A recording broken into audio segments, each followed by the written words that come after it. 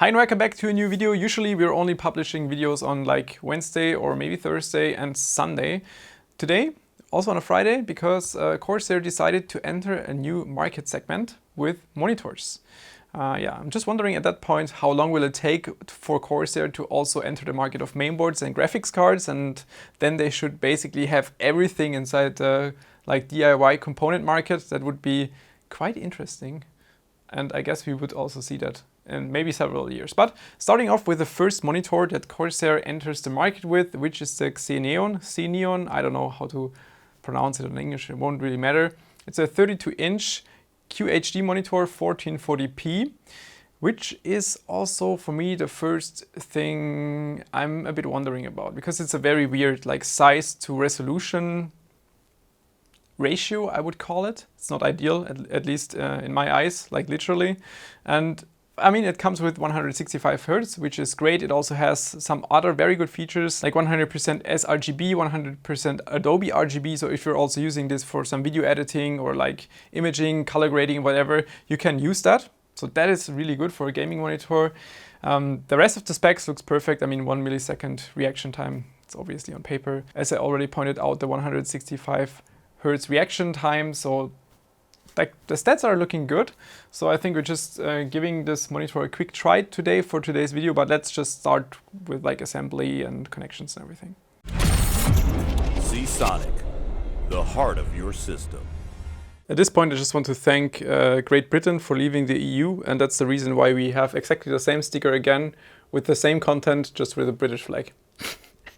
Oh god. Before I proceed mounting the monitor, I just thought we take a look at our connections from the back. We have the audio jack, dual HDMI 2.0, DisplayPort 1.4, Type-C in the alternative mode, which means that it supports DisplayPort 1.4 as well, USB Type-C input, USB 3.0 dual output, and our connection for our PSU, which is external. And one quick look at the back once the monitor is correctly assembled. One of the main, or like my personal features, even though it's just a tiny feature, is the screw on top, which you can remove. And just looking at the thread, you will notice this is not your typical like M4 thread, but this is the same thread you use on any kind of camera mount. So you could directly attach your camera for streaming on the back of the monitor with like a standoff. We can probably do that in a second, but that is a very, very cool feature. Saves a lot of space, also will make a streaming setup very, very tidy. And talking about tidy, it's also important to have a good cable management, which is an okay solution, but it's not the best, I guess.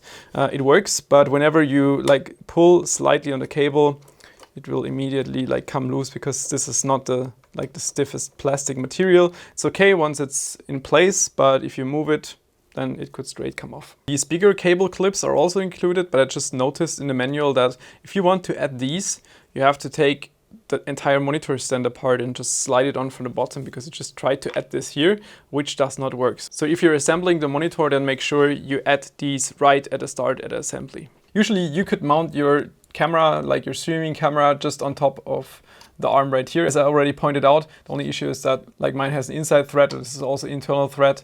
I would need like a dual outside thread adapter, which I don't have here right now, but just this way you could typically mount your streaming camera, which wouldn't require one of those longer arms facing you, and then your camera is probably more sturdy in this mounting direction. So that's actually a very, very nice feature. The monitor stand itself is very solid. It's made out of metal 100%, so it weighs also quite a bit, but gives it a very high quality feel. The frame itself is very thin. A lot of people pay attention to that. I personally don't really care, because I noticed if I'm just playing games and looking in the monitor, after a minute, I'm not going to notice this anymore, because the monitor I'm using, the Asus monitor, also has quite thick frame. Usually I don't really care about that. But if you're caring about the frame itself, maybe you're aligning multiple monitors next to each other, then this could be one point. And the frame is very thin, looks great.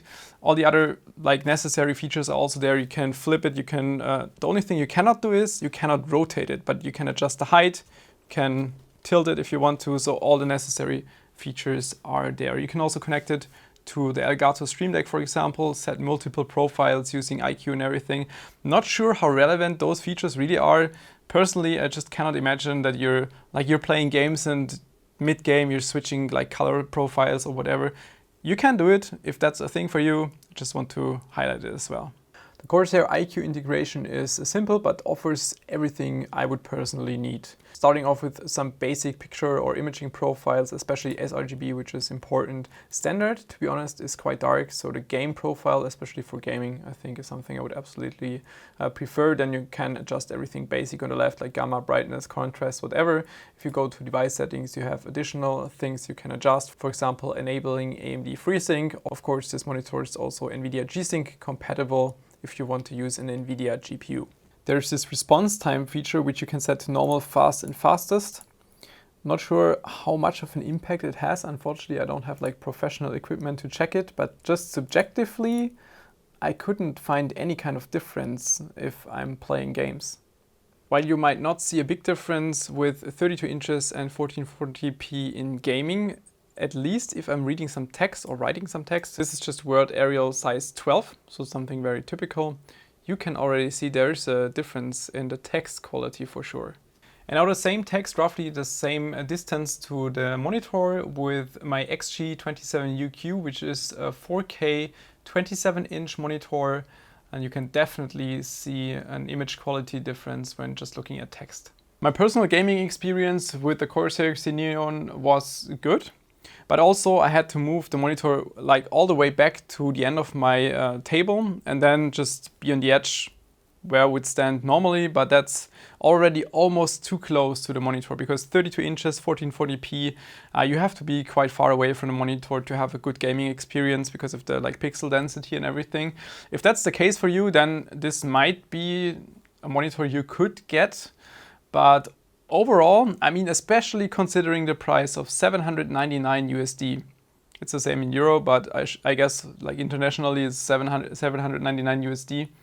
It's not cheap, like it's far from cheap, because if you just look at, let's say, any kind of random 27-inch, 165 Hz, 1440p monitor, they are like half the price. Of course, they're lacking some of the very good features this monitor has. For example, the monitor stand, which includes the camera arm on the back, and you have like the 0 dead pixel policy. If there is like one bright pixel, you can instantly return it and get a new monitor, which is definitely a great like support feature from Corsair. And like 100% Adobe RGB, 100% sRGB, those are definitely good features. But overall, like it's also a weird combination still. 32 inches, 1440p, it's nothing I would get. And it's quite expensive for 1440p. But if you're looking for exactly that, and this suits your needs, like technically, there's nothing I would complain about. All right, thanks for tuning in. See you next time. Bye-bye.